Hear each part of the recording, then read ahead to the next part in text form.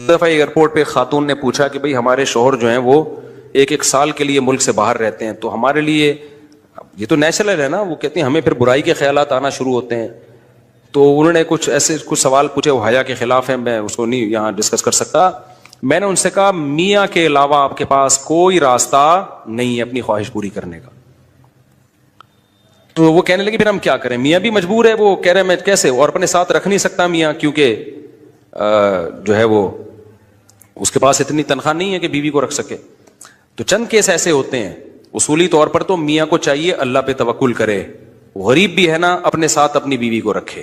کوئی بات نہیں، میاں بیوی دونوں روکھی سوکھی مل کے کھا لیں گے، کم پہ گزارا کر لیں گے. جو بیویوں کو چھوڑ کے ایک ایک سال دو سال کے لیے باہر جاتے ہیں، یہ شریعت میں بالکل پسندیدہ نہیں ہے. اللہ نے بیوی کو صاحبہ کہا ہے، ساتھ رہنے والی. مجھے وزیر آباد میں 1 مہینہ رہنا تھا، یہ بات ہوگی 2006 یا 2007 کی. انہوں نے کہا کہ 1 مہینہ آپ نے یہاں اسٹے کرنا ہے. بیانات کے سلسلے میں نا مسجد 1 مہینے کے لیے میرے حوالے کی تھی. تو میں نے کہا بھائی میں تو بیگم کے بغیر 1 مہینہ نہیں رہ سکتا، بچے بھی تھے میرے. تو میں نے کہا 1 مہینہ میں نہیں رہ سکتا، مجھے بیگم بچے چاہیے، ان کا بھی ٹکٹ دو تو میں یہاں رہوں گا ورنہ نہیں رہوں گا. تو انہوں نے پھر بیگم بچوں کا بھی ٹکٹ دیا.